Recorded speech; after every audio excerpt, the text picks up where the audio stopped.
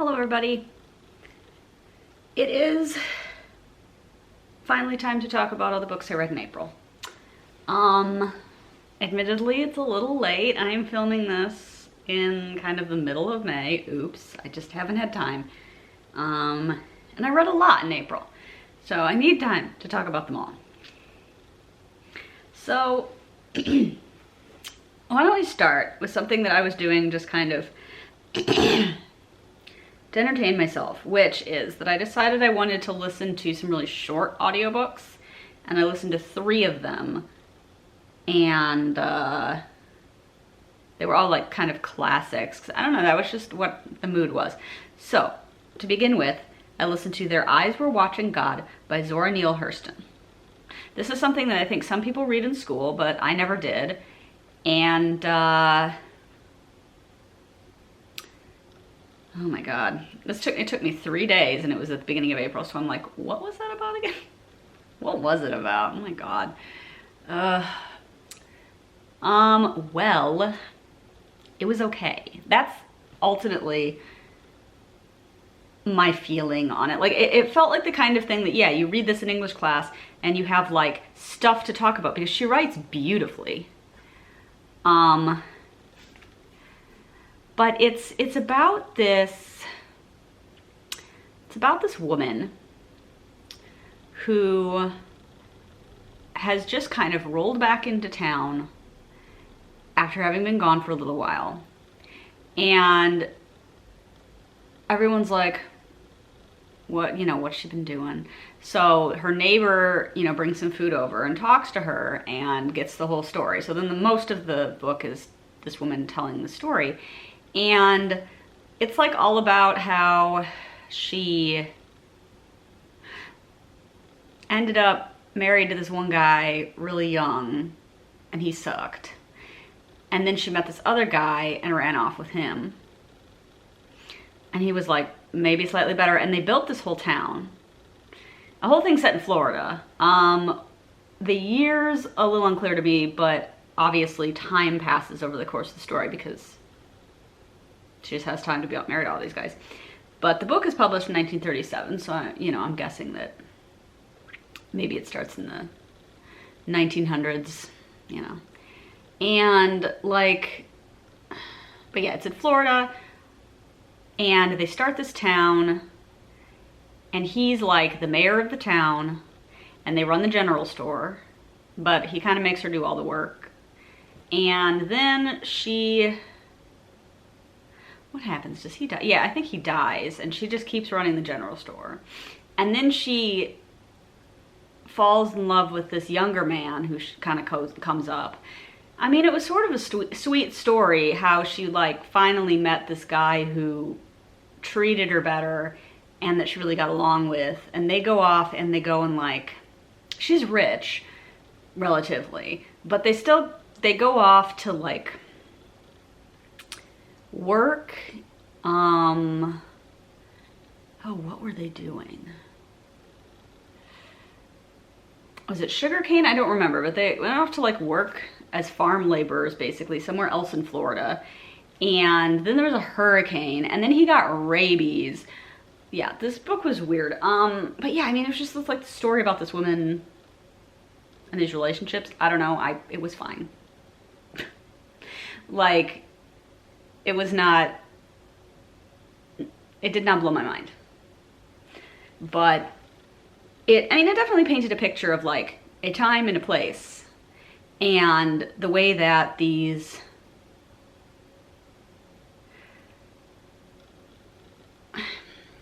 farm laborers were obviously pretty poor, but I wouldn't say that necessarily the earlier characters who actually owned land, or then like her husband starts a whole town, he's got money. But like, I guess a variety then of like black people living in the early 1900s in Florida. And a lot of the focus, the majority of the focus, doesn't really have anything to do with white people, which is honestly nice. But it was beautifully written. And yes, of course, she title dropped Their Eyes Were Watching God at one point, but I kind of don't. I think it was during the hurricane, maybe. I don't really remember. It was interesting. I liked the character. She was very like, she like kind of reached a point in her life where she was just like, I'm just gonna do what I want. I'm just gonna live my life. I'm tired of people just telling me what to do, you know, and I liked that. Okay, so then the second one I listened to was The Picture of Dorian Gray by Oscar Wilde, which I liked.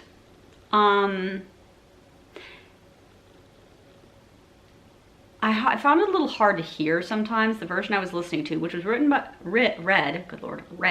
Michael Sheen, that was cool, but it was just hard to hear sometimes. It wasn't loud enough. But especially when I was driving sometimes and listening to it, like, you know, it was just tough. I'd be like turning it up, like, stop fucking mumbling, Michael. But then this one is about a incredibly good-looking young man who has this portrait painted of him. And then he kind of goes apeshit. Like, he just becomes obsessed with youth and beauty and with having kind of like experiences. And he's almost corrupted by this other guy, Harry something, who is just super obnoxious, like hedonist, who kind of doesn't give a shit about anybody really and just does whatever he wants. And so Dorian Gray kind of models himself after that, but even worse. Like, we hear that, you know, he's treated some woman abominably, no details, and like at one point he falls in love with this like singer and then abandons her kind of immediately, and then she kills herself, I think. Absolutely unhinged. And the part that I think everybody knows, right, is that he keeps the portrait hidden, doesn't let anyone look at it, because the portrait is kind of like aging and taking all of the like physical corruption of the bad things that Dorian Gray is doing. Now, obviously, like, I think this is kind of coming from an older attitude that if you do evil things, they will kind of affect your appearance. This idea that beauty is good, and I don't know, like the story is playing with that, I think, because people see Dorian Gray and he's still this beautiful young man, even when he's like obviously no longer actually a young man. He's never really old, but like he's in like his 30s and he still looks like 19, right? And but he's got like this corrupted soul, like he keeps doing shitty things and treating people really badly. But all of that kind of gets put on this portrait. Like, if you look at the portrait, then you understand like how messed up and bad he is, but he doesn't let anyone look at it, and then he murders the artist. And like, the thing I thought that a little weird about it was that the passage of time was kind of hard to track for me. But it was very like, it was flowery and melodramatic, and the characters were like very well drawn for such a short book. And I've never read anything by Oscar Wilde because he mostly wrote plays, right? So like, I don't know what else is really out there to read by him that would not be a play. I guess I could read a play. But I think this is my first Oscar Wilde, and I liked it. Pretty well. I was gonna say something else, but I don't know what it was. Oh, it has a lot of queer energy. It really does. Like, I feel like the characters' interactions with each other, their relationships with each other, I mean, textually these characters are just regular heterosexual men. But subtextually, there is something fucking going on, especially with Harry and like the way that he kind of acts, like, and I don't know, you just kind of get this feeling that like, there's like, they're not, whatever. Anyway, it has queer vibes for all that it is not explicit about them. Okay. And then the third one that I listened to was Of Mice and Men by John Steinbeck, because I really like Steinbeck. I gotta read more of his books. Like, I don't know, man.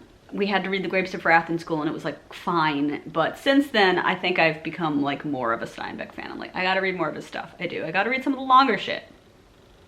But instead of doing that, I listened to Of Mice and Men, which I really enjoyed. I thought it was pretty great. Like, basically it's about these two guys who are itinerant laborers in California. And like they work on ranches. And one of them is like mentally challenged in some way. He's not very smart. And he really probably couldn't make it very far without the other guy. What are their names? He's Lenny. The big guy's Lenny. The other guy is...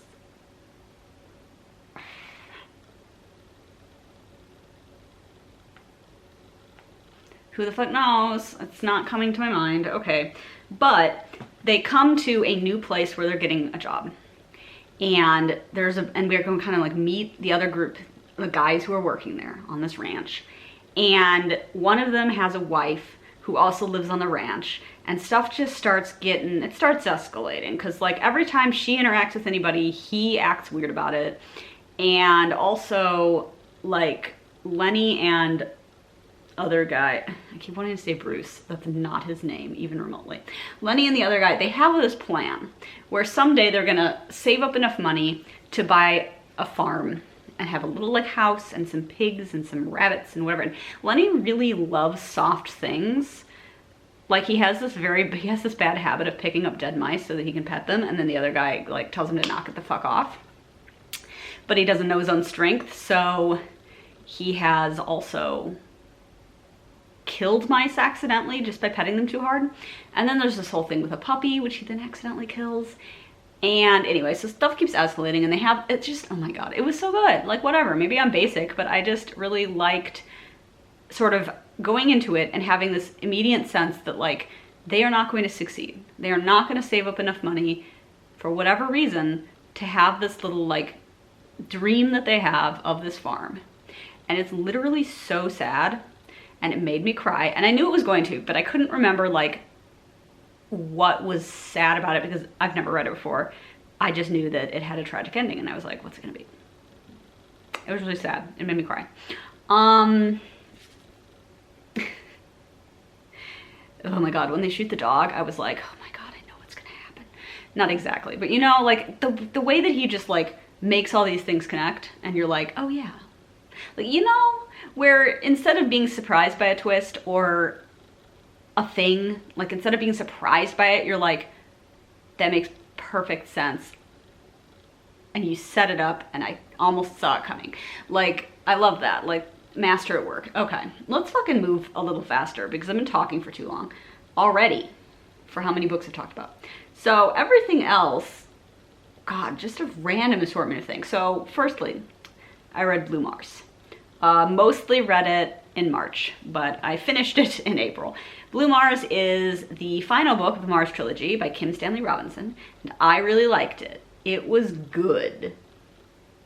Stamp of approval. What is there to say?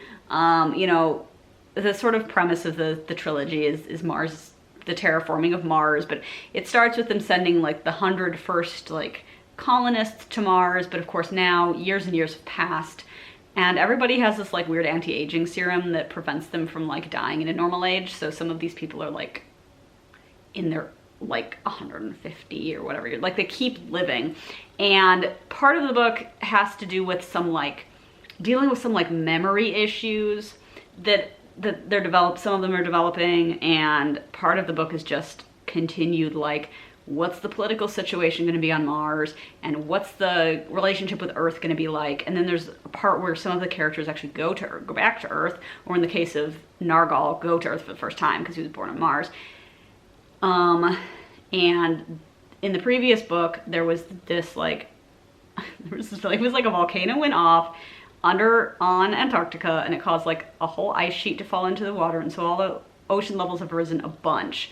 So part of the book, when he was on like Earth, for part of it they're in Barren, which is probably the same as it's ever been. But then for part of it he goes to London, he goes to England, but a large amount of that part of England is underwater. So that was really interesting. And then like just the search for Hiroko, and like I always, you know, I loved the chapter where Michel goes to Provence and like sees the ways in which it's different, but also the things that he recognizes. And it had just like a really wonderful ending, I thought. So, I mean, I enjoyed the series a lot. Yeah, like, it's a good combination of hard science fiction kind of stuff about terraforming and whatnot, combined with these characters who spend a lot of time looking at stuff and thinking. And I love that. I love it when a character looks at stuff and thinks. Okay. Then I read A Marvelous Light by Freya Marske, or possibly Marsk, which is the beginning of a little fantasy trilogy, which I didn't realize that when I picked it up, but I guess I'm gonna read all of it because I did like A Marvelous Light. I picked it up because I was dying for some queer rep, and it's about a couple of guys, and they fall in love, and they fuck about it. But it's also about magic, so it's like basically there's magic and it's set in like, I want to say like 1908, I think, and there's wizards in England, but of course they're on the DL, and there's this magical artifact, or actually 3 as they figure out, magical artifact that this mysterious group of people are trying to like find and bring together because it will enable them to like control all the magic or something, I forget. But anyway, it's bad.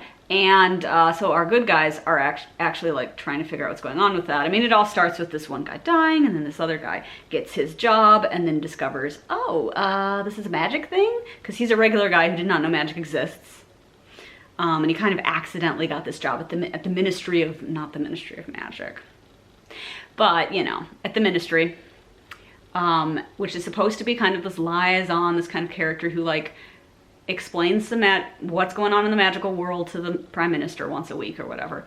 And he's like, the fuck? There's magic? And then, anyway, it escalates.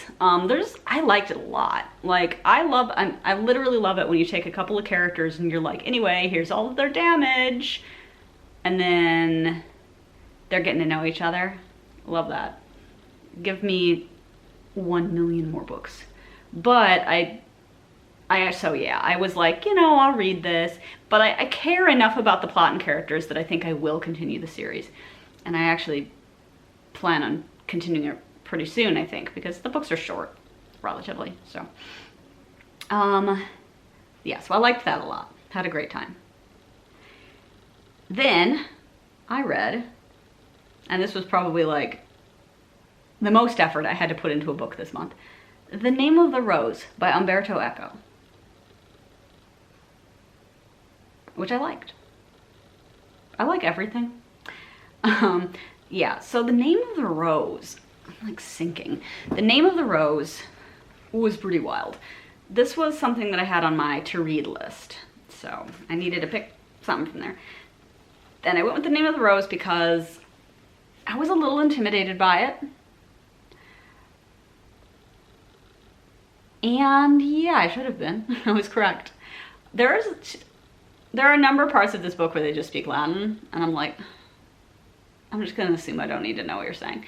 And also there's some German in it too, and I was like, God damn it, Umberto, like I literally am trying to learn German right now, but I speak German like a literal baby, okay? So please, dear God, I know 50 words. That's not true, I think I know more than that, but this is not helpful. But mostly Latin, which of course I did take in college, but I don't remember anything except Praesidium, which means garrison.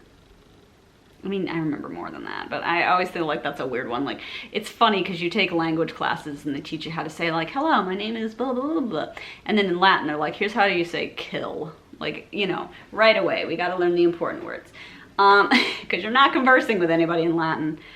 Yeah, so, sorry. So The Name of the Rose is about a series of mysterious murders taking place at I guess it's a monastery, or is it an abbey? I don't know the difference. Sorry. They have an abbey. Anyway, in Italy.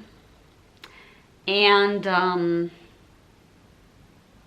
issue, though, I mean, not just the issue of people dying, but also the issue is that they're supposed to have this important meeting because, like, there's some sort of beef between the Pope and the Holy Roman Emperor. And boy, is this stuff hard to follow because, like, there's spend so much time talking about these people and the various, like, all the heresies and the heretics, and like, it's like a big mess. And like, man, they hadn't, this is set in like the 1300s, I think it was. So they haven't even invented Protestantism yet. It's just the Catholics finding all sorts of new, fun, and exciting ways to hate each other about religion. So, yeah, it's wild. But there's supposed to be this meeting, okay? And so there's this, oh Lord, now I'm gonna have to try and remember what order they fucking belong to. Okay, so practically all of the characters are Benedictine monks, I think, except for one who comes to the abbey and is sort of the detective character. He is a Franciscan monk. This matters, but yeah. So the whole thing, I mean, it's a fun device. Echo basically writes it as if he has found a document on like a copy of blah blah blah on his journey, on his travels in Europe, and he is translating it for us here, which of course there's an extra layer because he wrote it in Italian, so like I'm reading somebody else's translation for real. But anyway, so he's like, oh yeah, and the whole thing is written from the perspective of, so therefore written by the assistant, who is another monk who's like a novice who's assigned to help this guy, William of Baskerville, who is like if Sherlock Holmes were a monk, a lot like that. Like I think that Sherlock Holmes would never be a monk, but if he was religious and was a monk, this is a lot of what he'd be like. Like he has very similar ways of investigating things, and he is from England. Anyway, it was interesting. It was wild. There was a labyrinth. There was a lot of stuff about books, and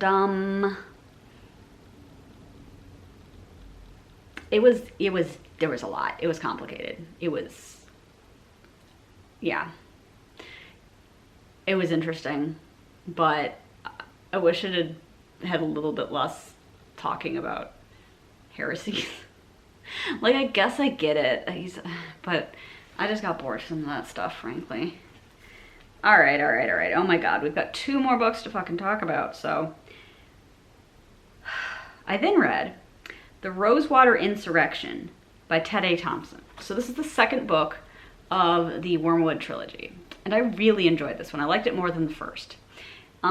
Basically, the idea is that there's this alien fungus, don't worry about it, that has come to Earth and sort of burrowed into the soil and has made this big like dome to protect it. And we learned in this book that this is all happening because there's this alien race that like basically destroyed their planet and put all themselves into kind of like cryogenic sleep and sent these creatures, of which Wormwood is one, out into the galaxy to try and find another planet for them. So they want to take over Earth.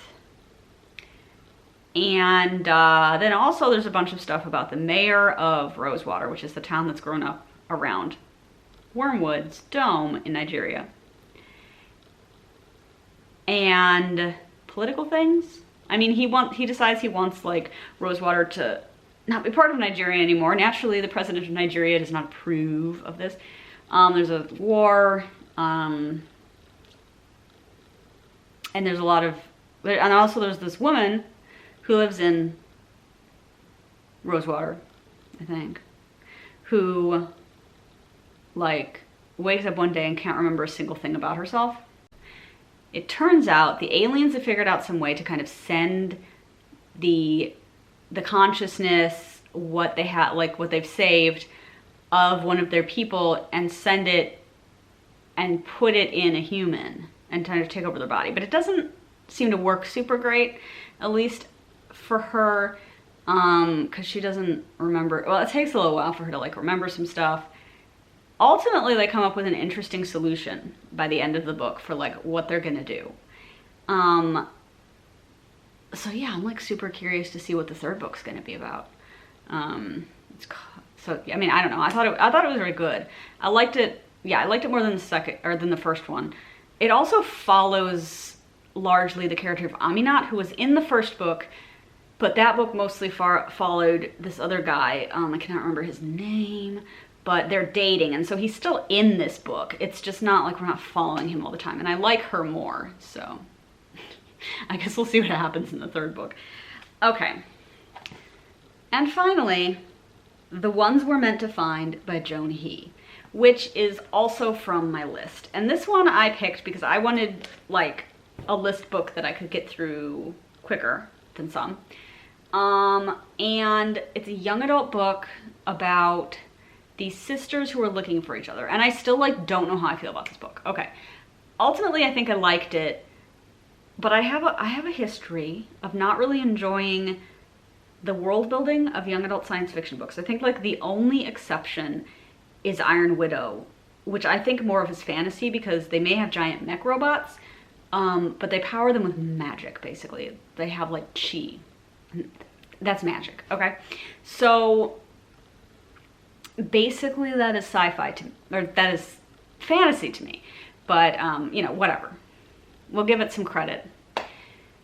But the other young adult science fiction books I've read just have not impressed me. And this one, I mean, gosh, I don't know, it's hard because I feel like it felt like we were maybe trying to make a point and like we're in this dystopian future where like in order to prevent humanity from completely destroying the environment, they've kind of changing the way of life. So you have a lot of people, the majority of people live in these kind of districts on Earth, but some people get to live in these floating eco-cities. And like everybody has a number, which is a ranking that shows how much kind of like, I don't know, what do they call it? I don't remember what they called it, but almost like how much damage you or your ancestors have done to the earth. So if somebody was, say, descended from like a coal baron, they would probably have a really high number. And if your number is too high, you can't live in one of the eco-cities. And I thought all of that was deeply fucked up. I was like, wow. I mean, you can't punish somebody for something their ancestors did. This is fascinating. But then I'm like, was that the point? I don't think that was the point. And I was really distracted by it for a lot of the book. So maybe that's not great. The plot was interesting. The sisters, like the one sister is on an island, and for some reason she can only see in black and white, and she's been there for 3 years, and she's trying to get off the island to go look for her sister. Meanwhile, the sister is living in an eco-city and is aware that her sister has been missing for 3 months. So there's a weird disconnect right there. And also she did something which makes it so that she can't do science. I don't know, I just felt like a lot of the science fiction elements were just like insane, and I was like, wait, this is bad though, right? And then the book just would keep going. But it was interesting. I generally enjoyed it. One thing that I feel is that in this book somewhere there is what could make for just a great sci-fi short story. Basically, you would follow the sister on the island as she discovers that she is actually a robot, right? Basically, you would follow her story as it goes to a certain point in the book. And then like it would have a fucked up twist ending. That would be such a great sci-fi short story, exactly the kind of shit that I love. But instead, it's in this book and there's a bunch of other stuff going on and that's not the ending, and you know, so I think I liked her story more. There was like less happening in it, but I was more interested in her internal journey. Yeah, I guess that's what I'll say about it. And then ultimately it ends on kind of a question mark. Like, you don't quite know if everything's gonna be okay. But that's all right, you know, and I thought it was okay. I thought it was an okay book. I had some good ideas. But it was complicated in a way that I can't just point at it and be like, well, this was stupid, or well, this was great. I don't know. Yeah, I don't know. Like, I just genuinely was like, this ranking system is fucked up. And then I don't know that, I feel like maybe she was sort of realizing that by the end, but then it was never I don't know. I'm not sure what the author was going for, because if she was trying to, I don't know if she really succeeded, right? But, I mean, it was interesting, I guess. I guess I'm glad I read it. I mean, I liked it, I think, more than the previous 2 young adult sci-fi books I have read. Not counting Iron Widow, again, like I said. There's a couple I've read, and I don't know. I just didn't like the world building in those, largely. That was my issue, so. So in this one, I guess I just more have questions, but it had some interesting ideas. I think that's what I'll leave y'all with, though. So that was a lot of books. I think it was 8. I read 8 books. And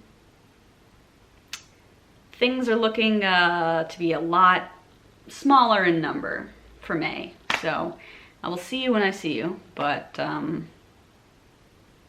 April was a success, and May so far has been reading this absolutely fuck off massive book. So see you later, and I'll tell you about it.